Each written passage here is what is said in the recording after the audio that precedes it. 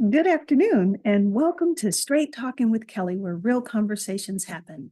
This is where you'll meet the most intelligent, talented, and creative people who come to share tips, resources, and knowledge on various topics. Today, I'd like for you to join me in welcoming Mr. Anthony Casuccio, where he's going to talk about his mastering business and upcoming EP. But before I get into welcoming Anthony, I'd like to read a little bit about his bio, okay? To give you a little background about him. Anthony is a 25-year music veteran. His audio production work has been nominated for 3 Grammy Awards. It has reached gold record status and placed in various TV shows and commercials. His production work has resulted in numerous songs landing on Billboard's dance charts. He has mastered various albums for icons such as Johnny Cash, Tony Bennett, and Roy Orbison. As a band leader, songwriter, producer, and engineer, he successfully led his band A&amp to the top of various charts worldwide. Anthony had 9 top 20 songs with the band and 3 solo songs on various UK indie music charts. They received radio play in over 70 countries throughout Europe and the USA. Now, there is so much more to this young man, and you're going to find out a little bit more about that as we get into this interview. So, welcome, Mr. Anthony. Kelly, I'm so happy to be here. Thank you for having me. Oh, I've been looking forward to this. I mean, COVID, I had wanted to reach out to you, but it's like, you know what? I'm just going to wait and wait because the time is going to be right. And I think the time is right. And when we get to talk a little bit more about, your audio mastering business and your upcoming EP, then I know what you've been doing. I know you've been Awesome. busy. So I love being before, busy. I love it too. So Yeah. before we talk about your audio mastering business and your upcoming EP release, I'd like to walk down memory lane with you. So, Anthony, we served on the board of governors for the San Francisco chapter of the National Recording Academy Arts and Sciences, also known as NARAS, and also the Grammy organization. So during that time, we became friends, and you became a mentor to my nephew, Marco Williams. He was pursuing his career in music, and now he's actually a photographer and a videographer, doing music videos for different artists. Do you remember that? I do. I do. I actually have a lot of fond memories of us and being on the board of governors, in San Francisco. Besides your nephew, also us doing Grammy in the streets and the Oh, education yes. community and just going out to some schools and having a lot of fun and just I for me, that's what got me into teaching, by the way. That's what started my whole Okay. teaching career. But just Okay. going out to these schools and saying, listen, if you want to be the next rock star or rap artist, you got to be able to read a contract or Yeah. Yeah. you have to understand the business side of things. And that was just a special time in my life, Yeah. and we shared some good things. Michael Exxon was the lawyer that we brought along with us. Absolutely. That's my buddy. Michael and I Yeah. go even further back than you can even imagine.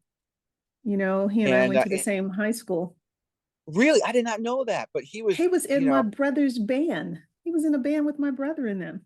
oh my gosh, that's prime wild. sus prime suspect. Oh yeah. So Michael and I, but we really, and, yeah, and, and Michael's his career family. is, yeah, his career is just amazing. But just having these people that we had access to and bringing them Yes. into the school system and just Yeah. saying, hey, here's a thing called copyright and royalties. You need to Yeah. understand and educate yourself with these. It was very empowering to me and really gave me the whereabouts to want to go out and share that knowledge with students. Yeah. Yeah. No, it was a wonderful time. Definitely. I think Merle Saunders was our ED at that time. He Yep. was the executive director over there. Yeah. And then, yeah, so it was a wonderful time. So now I would like for you to give us a little bit of background on where you were born and raised and some of the schools you attended. Sure. So I was born in upstate New York in a suburb of Buffalo called Williamsville. And I kind of, when I've gone around the country and I've talked, I kind of joke about that, especially with who the artists were that I started to work with. So I grew up went to the school system in very suburban, America. Just, if you watch John Hughes movies, I'm dating myself here. That was my Okay. upbringing, Pretty in Pink and Okay. those Okay. movies. And I wanted to be Eddie Van Halen and this great guitar player. And I went to a state school that had a really amazing recording technology program. So I was a product of public schools.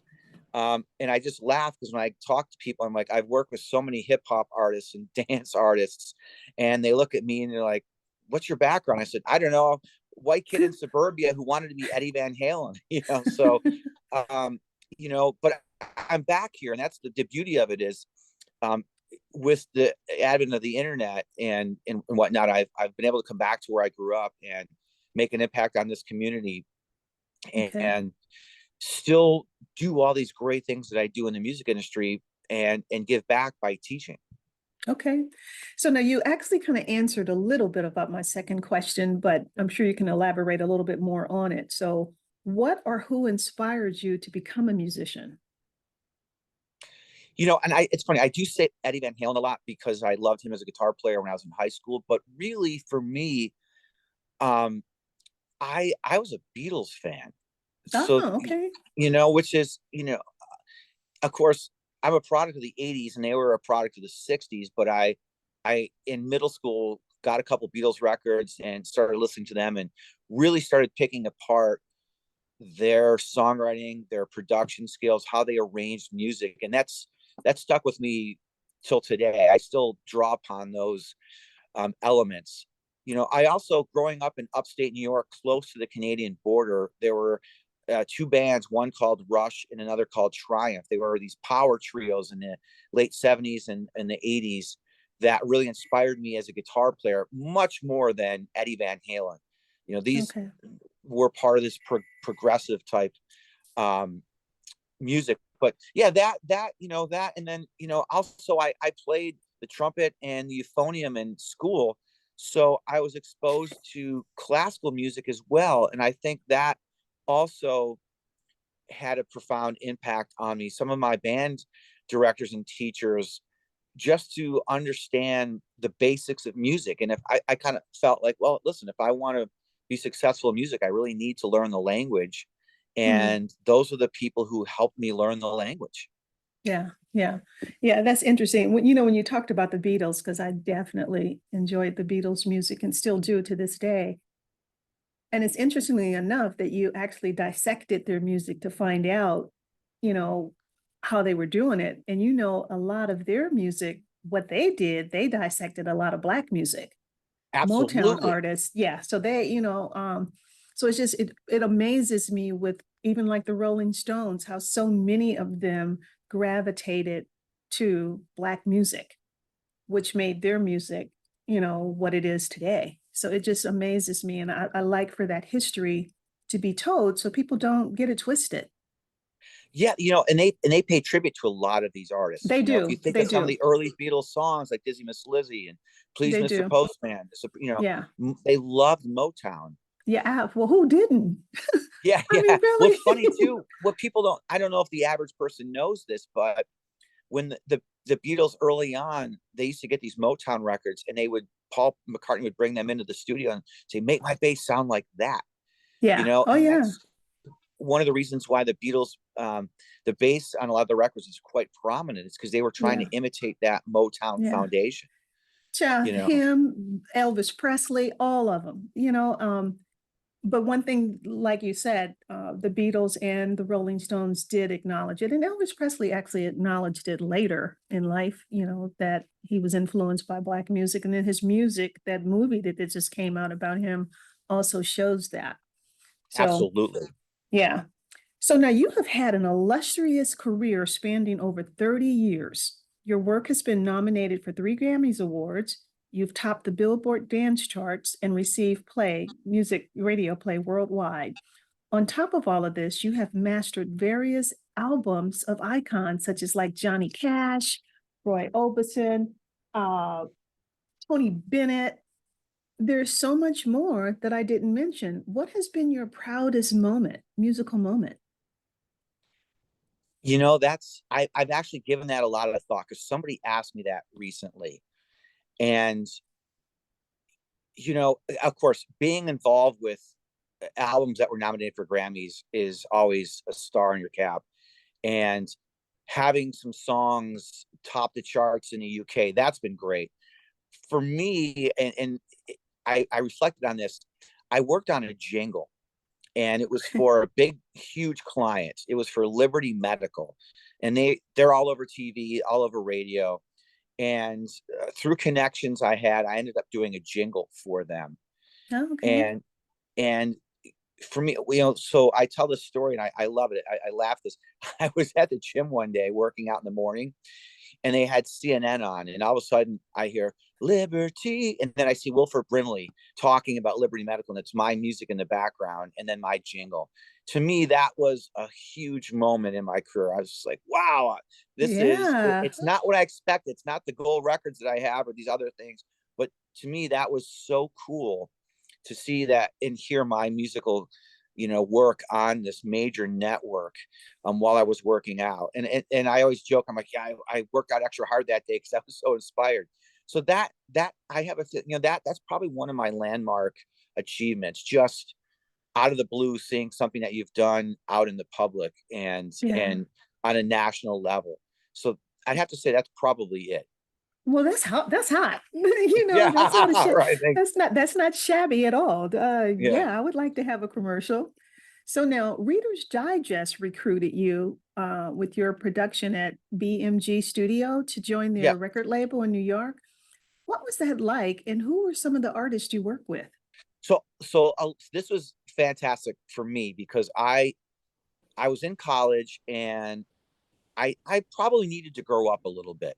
Hmm. And I finished this really intense 4 years at Fredonia State University in their Tonmeister sound recording program. That was very difficult to get into, very math intensive, very studio, all night, very intense program. And I got recruited through the college for an interview to go to New York City, and that's when I started working I ran 3 rooms out of BMG Studios. I also did work at Sony, and that's why I worked on all like the Johnny Cash. I did 2 Johnny Cash box sets. We had access to the Roy Orbison 3 tracks and Ella Fitzgerald tapes, and we cleaned Oh, all these wow. up, and that's where I really built my musical chops with these amazing artists. I did, probably like 450 albums. Now that's probably maybe 150 box sets, but I look at albums as CD worth of material, you know, Wow. and that's what really. And I worked with some amazing mentors. That's the other thing that I really, some of the engineers I work with just really helped me hone my skills and my chops. And then I was very fortunate. I had an amazing, I'd even say my boss, but my superior, this woman, Jenny Hudson, who really just took me under her wing and just taught me about everything from Okay. just living in New York to how to listen and how to deal with, issues at the corporate level. So I was very fortunate to have these amazing people that helped shape me to understand the ins and outs of the music industry from an industry that was more safe. It was more of a corporate industry. So that when I got out into the real industry, I don't want to say real, but the more cutthroat areas of the industry, I knew how to handle myself and what to expect and how to guide my outcomes. Well, you're better than me because I never did learn how to navigate through it. So It's not I'm easy. serious. I really, I had a love hate for the music industry because it was too much for me. So I had to find ways to be in it and not in it. And so I was able to do that. But It's yeah, not an easy industry because it's very egocentric, but it's an industry where you need an ego to survive. If you're working yeah, with artists, yeah. and they have to get up every night in front of thousands of people, they need an ego. They need, thick skin, and that carries over to their personal life. And then if they're not mature enough or been in it long enough to navigate how to turn that on and off, it's hard to deal with some of these people. And I'm sure you've had that, aspect quite a bit. So what do? It's either you either suck it up sometimes, or you just move on. Yeah, well, for me, actually, I didn't mind the egos. And so what I did, I ended up doing artist development where I would actually work with those because the ego part doesn't bother me because I know half of it is not necessarily real. Yeah. But just really, you know what I mean? But just Mhm. really getting them to really get in touch with who they really are and what it is they were really wanting to achieve and how we're going to go about doing that. But yeah, but it was just the I guess I don't know what to say. It was the underminded kind of stuff, you know. Oh, How you know how they the won't people let some of the surrounding it artists read undermining it. how they won't let some of the artists read their contracts. You know, no, just sign the paper. You don't need to read Yep. it. You know, we got it all taken care of. And then the artists are gullible enough to do that. So, you know, my thing was just to really help them. No, you can't do that. You need to read. You need to know what it is. So, anyways, the artist development was the way for me to be in it and not in it. So now, Anthony, you've kind of touched on this a little bit, but now I want you to talk about the work that you did with Sony because that brought you to San Francisco. And I think that's, Yes. of course, when I met you and then, you know, was able to come to your home and your studio and stuff like that. So tell me what that was like working for Sony Music and So, what did you do? having I just being in so when I was at Reader's Digest, we would actually, whoever we licensed or worked with on a project, a lot of times I'd have to go to their facility to work on the master tapes. Okay. So when I did like the Roy Orbison or the Johnny Cash projects or some other things, I'd go to Sony. So I met some really good people at Sony Studios. And then I had some people out on the West Coast, and I had another former worker from Reader's Digest who went out. And this was right, right in the .com air, the explosion, so Sony Music and Look Smart, which is supposed to be the next Google, believe it or not, Okay. search engine. um, they they created this investment called Red Band Broadcasting. And so I was brought out there. I never thought I would leave New York City. I thought it was the Okay. center of the universe.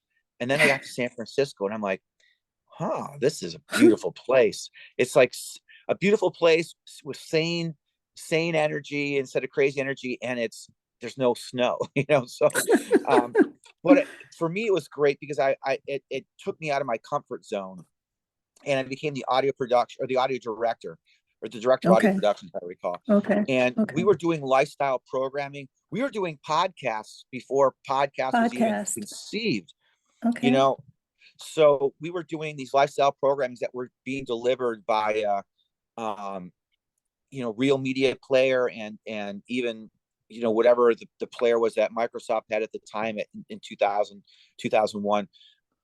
But we had this amazing background where we would bring bands in, we would bring in authors and interview them and put these shows around that. So that's, to me, that was really exciting. And I learned a lot at that job about being on the fly, making stuff happen. You have this artist for an hour. You got to maximize an interview, a couple in studio performances, and make sure it's done right. These people don't Yeah. want to have to stop and start and redo a song. So for me, I put me on the spot, and I kind of thrived in that crazy environment in the studio, and I loved it. Fortunately and unfortunately, um, what happened is, we the economy started to drop out because of the .com bomb, and Okay. we didn't have enough funding to continue, and we were also waiting around for 3G at the time, if you can believe it, right? Because we needed people to download things on a regular basis, and easier, and we didn't make it in time, so we ended up losing our funding. But for me, that was a godsend because I was already established in San Francisco. I was already on the board of governors for San Francisco. I was elected to the second vice president, and I met a lot of people such as yourself out there and started getting involved in the hip hop community. It forced me to start my own company, which is my mastering company, which was Xtreme Audio. And Okay. and I think, life happens, things happen for a reason in life. And that just blew the doors off my career and opened up all these amazing opportunities. And the majority of it was because I started working in that hip hop area, and they weren't, and that clientele was not used to being treated with respect. Mm. And I remember having these rap artists over to my studio, and they're like, "Can we get some water?" I'm like, "Sure." So I gave them some bottled water. They pull out this money and start paying. I'm like, "You don't owe me anything." Like, "Why, man? Every studio charges $5 for a bottle of water." I'm like, "You're in my studio. You're my guest. Yeah. Water is for free." Yeah. They're like, Yeah. "Really?" Yeah. And because of that, they told everybody, and next thing you know, I started going up the chain with these hip hop artists. I remember I did an album with his producer brought the album over. I didn't work with him in person, but E40, huge name in hip hop. He blew up after that. And JT the Bigger Figure. And then I worked with a group, The Teen, that had a song with Nas and Nate Dogg. And all these people, because they're like, "Hey man, this guy who thought he was going to be Eddie Van Halen is great to work with." And so as much as it was great to work for Sony and work in that environment, I was very excited to have success on my own. And I've never Yeah. been able to stand on my own 2 feet and control my own destiny. And I was really excited about that. And it worked. Yeah. That's beautiful. That's beautiful. So now, what I wanted to know now, so you're still involved with the Grammy organization. Tell me in what capacity? It's gotten less and less over the years, unfortunately, because I love the organization. So when I moved back to upstate New York and Buffalo, um, out of 11 years, 8 years, they've brought me out to sit on a couple nominating committees. So I did a lot of work with that. And then I actually chaired the historical committee out of Chicago for a couple of years. So I'm still a member of the P&E wing, which is the producer and engineers wing. And I'm still in contact with them. I think, and I do, I've been doing some Grammy on the Hill work. Okay. So I did that this past year, where I would be an advocate for New York, and um, they try to set up appointments for us with certain legislators to talk about artist related legislation and trying to help push through things that are going to benefit artists and songwriters and engineers. So I've been doing that with the Grammys. I love that. I'm Okay. hoping to do I'm hoping to do more work with that. Um, Okay. but I miss going out to LA. It was I just That's just going I to haven't ask you, do you ever run into Larry? Have you seen Larry in any of these I haven't. events? I wish, because he's such a good guy. And I haven't talked to him in years. And I just looked at him as like this super amazing, production, you know, Grammy guy who's a teddy bear, Yeah. um, so, and then, there's other, I don't know if you remember Victor Ledin, who was on our board. I've stayed in a lot of Oh, contact with him. yes, I Matter do. of Because fact, his wife, Marina, was with him as well. His wife, yes. right? And Yeah. those are the people that I did a lot of work with on these Grammy albums too. Like they're always doing stuff. And I would see Victor when I'd go out to LA. And Okay. I still stay in contact with a lot of those um, engineers and producers. I mean, they're the guys who are making the records right now. They're the top dog. And had so many wonderful stories um, of being with these people. I tell my students, I said, they're like, "Oh, we love, Pink Floyd." I said, I sat and had dinner with, you know, oh my gosh, now I'm drawing a blank. Alan Parsons, who produced Dark Side of the Moon, and it was a who's of everybody. We sat around and had drinks overlooking the ocean, and traded stories and things like that. Sitting with, Yeah.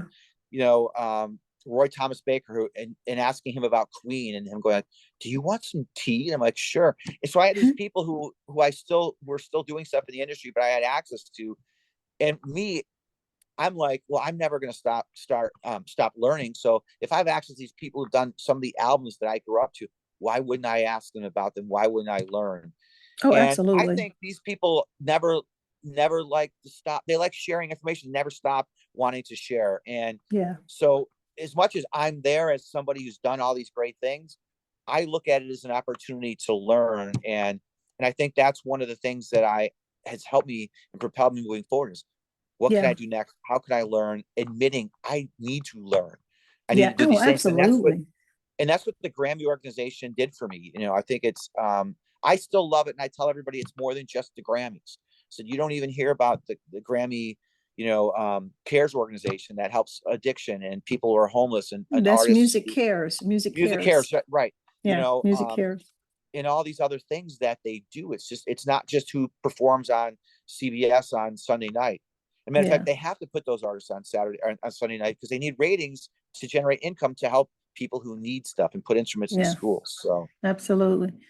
So now you are the founder and principal of sound engineer at Xtreme Audio Mastering. This is your baby, right? Since 2001. You work with artists on all levels, all over the world. What is it that you do with them or for them? Tell me about that.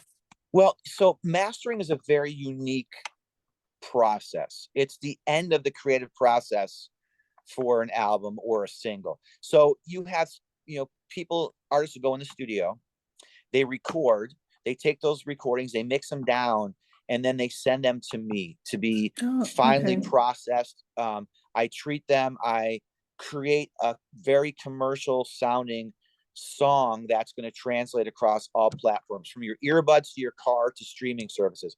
It's almost like color correction for a video. So if you're shooting a movie, you have all these different scenes from different angles, and you have to make them look the same, right? So you color correct this in a scene, and that's the same thing with each song. Some songs might have too much bass, or they're not bright enough.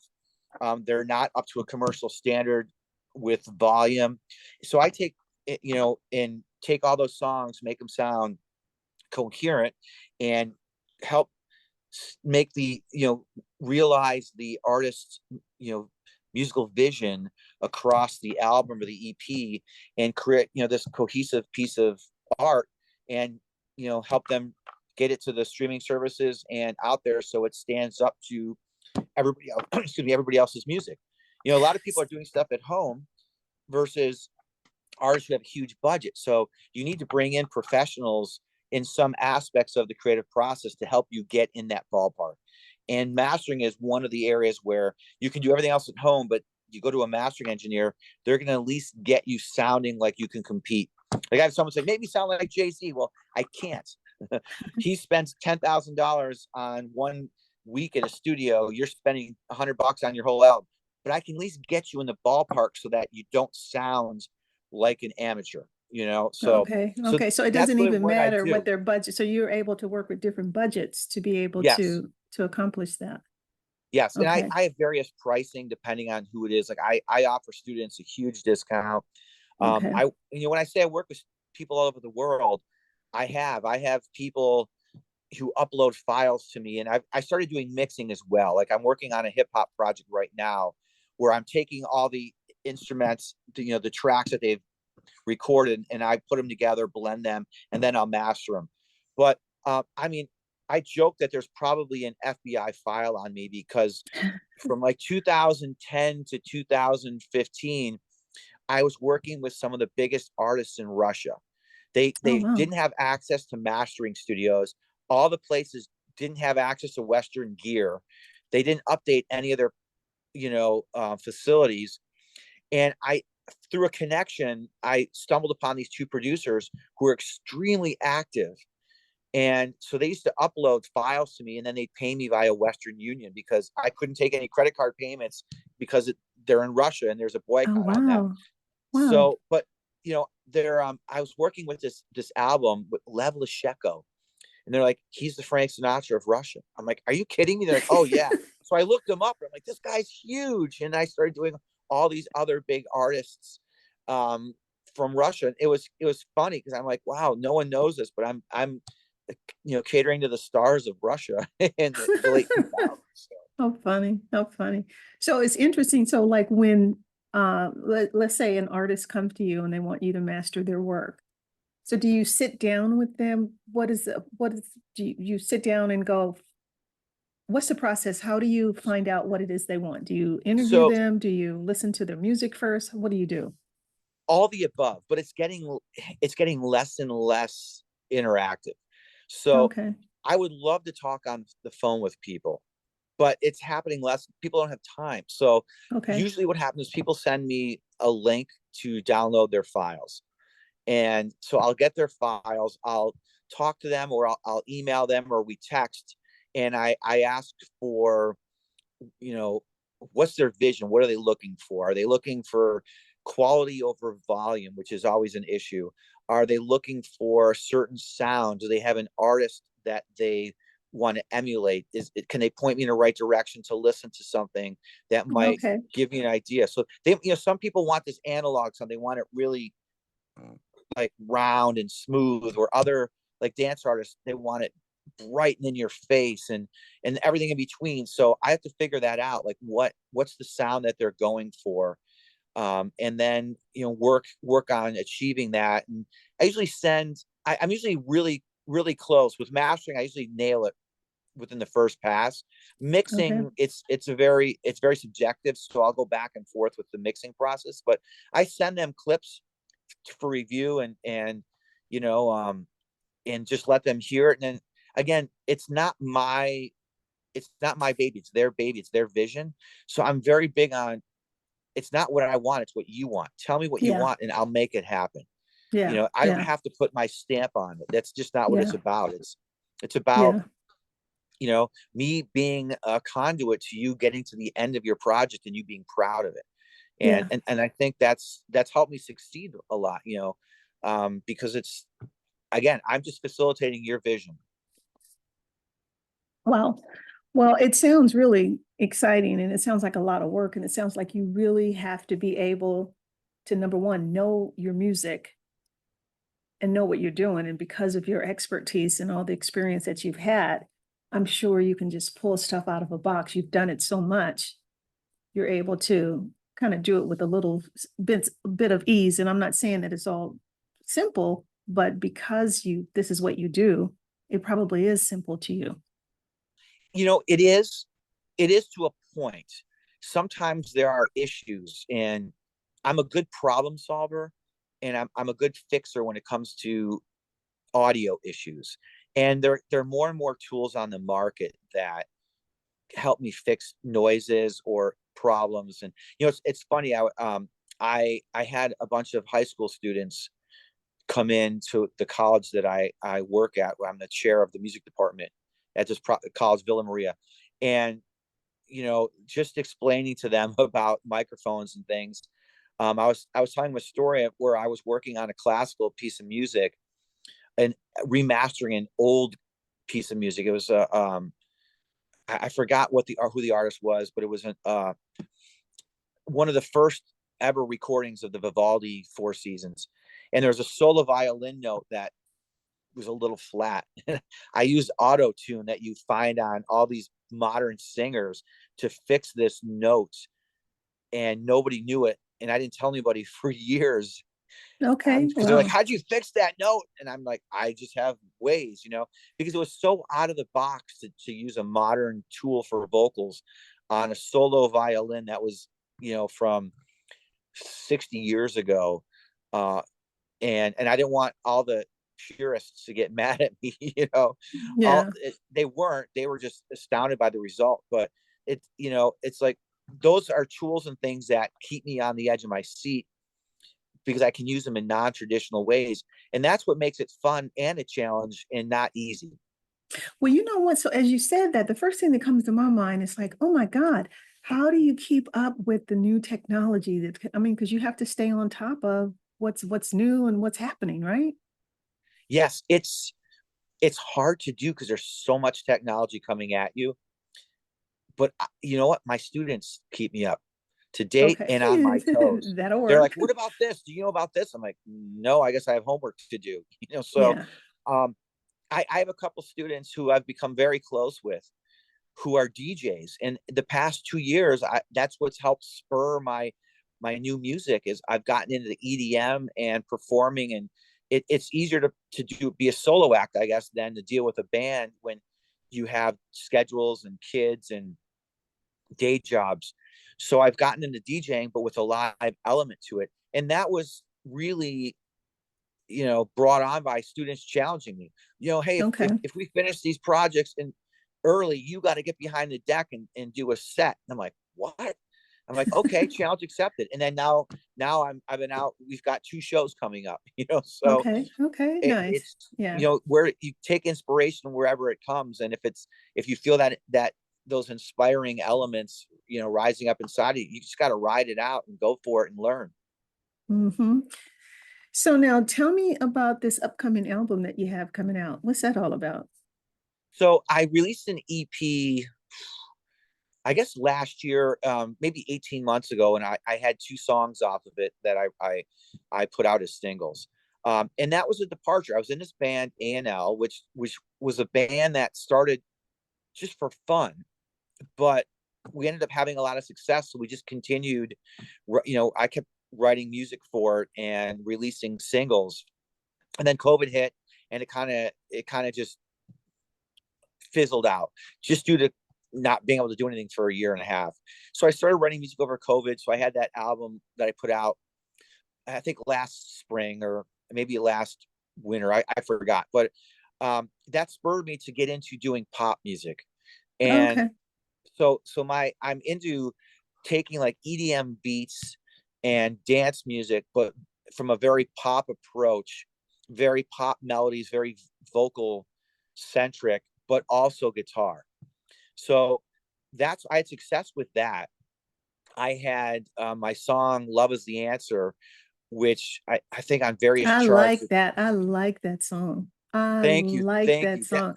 I just kept playing it over and over and over. And then I I just love said, it. you know what? Let me just make it a favorite. So on Spotify, I just made it a favorite. That's great. Well, Yeah. that song, you know, went up to number 8 in the UK on various charts. Okay. So it did very well. It did really well in Brazil, and I forgot how it got to Brazil, and then I realized I was contacted to do a Brazilian TV show, and I didn't think anything of it. I did the interview, and then when I saw the final result, it was a big show in Brazil on regular TV, and then I was like getting 300, 400, 500 plays a day on that Wow. song, and I'm like, where did that come from? So that's what this new album. I don't have a title for the new EP yet. I'm playing around with some titles, and I'm finishing up the EP. I have 5 songs. All the music's written, all the words are written. I just need to record the vocals, which is really not my strong suit. I'm not the best vocalist. I love to sing. 1 or 2 of these out of the 5, I might have another vocalist Come in and take the do it. lead. Yeah. So, uh, so we'll see. I'm excited about it, but I'm also a perfectionist, and I'm like, okay, no one's going to hear this little tiny thing that you've done, but I hear it. So You I'm a hear it. little bit Yeah. behind the 8 ball on it, but I'm looking forward to getting it out. I'm shooting for beginning of May. Okay. Oh, wow. Okay. Well, keep me posted with that because, like I said, I love the song. And so when you're making these records like that and they are such a big hit across the country, does it pay you well to do that? Does it pay well to be? No, No, I'll be I always completely just I honest. So always wondered about that. for every up and coming artist who is checks out this interview, it really doesn't. You can't make money on streaming unless you're getting millions upon millions of streams, and I'm not getting millions of Okay. streams at all. Okay. So Okay. when you're the Taylor Swifts, the Jay-Z's, the Beyonce's, um that's when you make money off of streaming. You're Okay. really making money off of touring and performing, which I'm not touring. I can't tour. I have a family, a job. If I could, Okay. I've applied to play at some festivals, which I would love to do this summer. I don't know if I don't know if my music is festival ready. They want more dance oriented hardcore, but I Okay. have some mixes. But where I'm making money is I've been fortunate. I've teamed up with some people who've placed music in commercials or movies, and even though my stuff hasn't really been in a lot, I've had stuff in soap operas in the past, but um they put music in retail and other establishments, and I might make a couple $100 off of a song at the end of the year. It's not Okay. killer money, but it helps me um break even with what I've invested in my own music. And for me though, I have a studio. Like I'm talking to you right now from my home studio, but it's more than a home studio. It's quite elaborate. You know, when we moved into the house, we built this. So right down to the studs, I was able to soundproof it, and I wish you could I give have, us a little scan around the I room. wonder if you guys can kind of see it from behind here. I can You know, see I've some got of all it. my Uh-huh. guitars, I've got Okay. all my Yeah. DJ equipment way in the back, you Okay. know, so Yeah. a lot of good stuff. And then if we turn this around, I've got my computer, my Okay. speakers, Okay. so it's quite elaborate and it works really well. And I've actually worked with a bunch of artists in here, Okay. for let me see if I can balance this again here, for tracking and mixing and mastering and doing vocals. So the point I'm making is I'm able to do this with a very low budget. I can do all the production myself. I'm not relying on anybody. So if I can get a couple $100 at the end of the year, and that allows me to put it towards a video or um, some advertising, then I'm ahead of the game.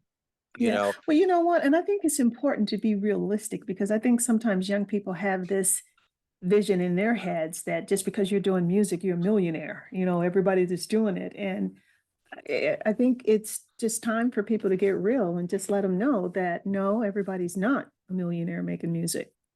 no, they're not. Very, very few people are. But that being said, if you are a musician who works hard and you play out a lot, you could take a map, and if you could draw a circle around 150 miles, and all the cities that are within that range, which is what, a 2 hour, maybe 2.5 hour drive at the max, and Hmm. you can go to all those cities and perform on a regular basis, and you've got a good set, good music, you got your t-shirts, your thumb drives, your CDs, you can actually make a good living doing that. It's a hustle. I don't want to say it's a young man's game or young woman's game, but it is, but you can make a living doing what you love. And Yeah. then using social media and build up your social media and your marketing skills, you can do okay. For me, I'm kind of like the armchair musician. um, I'm releasing music. I'm like the Beatles, as I say. They stopped touring, right? But they still put out music and did well. And that's kind of what I'm doing. I'm having fun. I'm doing videos. I'm using social media, but I'm also using this as a story to tell. And I'm using this as a platform to learn and then see what works and then bring it into the classroom. And to me, that's what's exciting, because I actually have credibility with my students. They might not Yeah. like my music, but they're like, you're out there. We saw you on the cover of this magazine. We saw you doing this. Tell us. So to me, that it's a win-win situation. It's like a Okay. game. I'm playing a game that but something I truly love and have a passion at in doing. I love making music. I love recording.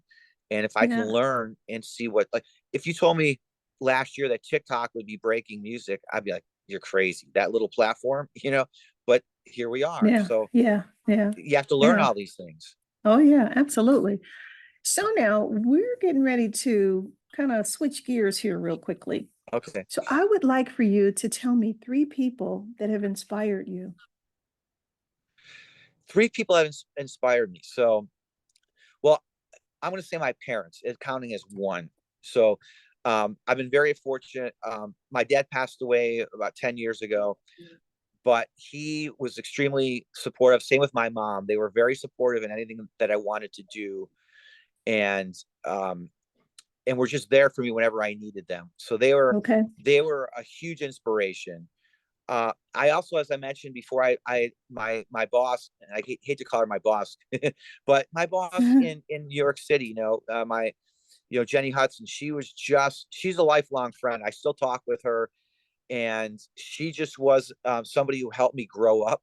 Okay. I hate to say that, but she did. She was there to say, hey, you need to do this, you need to do this, and celebrate me when I did things that were great, but also expose me to so much in New York City, and was just a wonderful individual. And I'm thinking of the third person, because there are a couple people that I could point out. Now I could always go with the Well, Beatles or that's why I somebody. say three. I know it's always more, but Yeah, but you know what? I also have I have a band director, my high school band director, Mr. Gary Stiff, who was just such a, I don't know how to say this. He just had a really nice way about inspiring you to want to learn. Okay. And he, he was strict, but not strict in the sense where you were scared. I've had other band directors who had an iron baton, but he just made you want to practice and be better. He's extremely inspirational, and really, he was one of the people who got me into recording. I was in the band, and one day he's like, "Hey, we have this reel to reel and a bunch of tape and some microphones. You want to play around with those?" And I'm like, "Absolutely." So I used to record the wind ensemble concerts and whatnot, and I'm like, "Wow, this is just 2 tracks. What I could do if I had 4 or 8." And that's what got me to want to go to college and learn that. So I have to say Okay. he's my third inspiration. Nice. Very nice. And I'm sure, it's interesting how teachers come up a lot. And I think that, one of these days, because I am a teacher, one of these days, teachers will be highly regarded because we are the ones that inspire people to become who they become. Absolutely. You know what? I think when people get out of school after a while, they start to think and realize what these teachers have done for them, I think they start to appreciate it. I have some Oh, yeah. students that I haven't seen in 10 years who pick me up and give me a huge hug when they see me, Yeah. or call me Yeah. out if they're playing. And right out of school, they might not have realized what they walked away with knowledge wise, but Yeah. when it sinks in, they start to realize, wow, these Yeah. people really Yeah. went above and beyond. Oh, yeah. Oh, yeah. So one of these days, teachers will be highly regarded and paid appropriately. Well, I don't know about that. I hope. No, it will happen. It will happen. I believe that. So now, what would the 9-year-old Anthony say to the grown man Anthony today? What would he say to you? What would the 9-year-old? I don't know. I don't know if it would if he would say something to me, or would I think it would be more questions. I think the 9-year-old would say, "Are you still making music?" Because I've been wanting to do music since I was born. I Okay. think I think that's what he would be. I think he would say, "I hope you're still making music. Are you still making it happen? Are you famous yet?" That's probably what he would say. Are you famous yet? And I'd be like, "Well, in my own right, I am." So Uh-huh. Oh, I yeah. think it would be more like, I hope you're still making music. I hope you're still following your dream of creating and producing and working in the music industry. And I would look at him and say, I am, and I'm having Yeah. fun doing it. Yeah. That's beautiful. So, Anthony, as we begin to close the show, remind the audience how they can reach you and learn more about your audio mastering work and your upcoming release. So if I'm on all social media, so if you search like Anthony Casuccio, um, Facebook, Instagram, it's Anthony Casuccio Music, all one word. Twitter is Anthony Casuccio. TikTok, I think it's Anthony Casuccio. Just reach out to me. And Yeah. that way, my company is Xtreme Audio, which is XTREAMAUDIO.com. It's a funky spelling. I know. That's a whole other lesson. We could spend an hour on branding, but you can look for my company, or just do a Google search for Anthony Casuccio Music, and you'll see all these sites. And reach out to me. I'd love to hear from you. I'd love to hear that you saw me on this show. And if you have any music projects, I'd love to be part of them. And I'd love for you to just like my pages and keep a lookout for my new music and check out my old music. All right. That's awesome. So, Anthony, thank you for taking out the time with me to be on Straight Talking with Kelly, where real conversations happen. To my listening audience, I'd like to thank you for listening. Please subscribe, like, and share, and come back. So, Anthony, I got to have you back when that album comes out. Okay. Absolutely. What a pleasure to talk with you. No, it's been great. It's been great. So, thank you again. See you guys all later.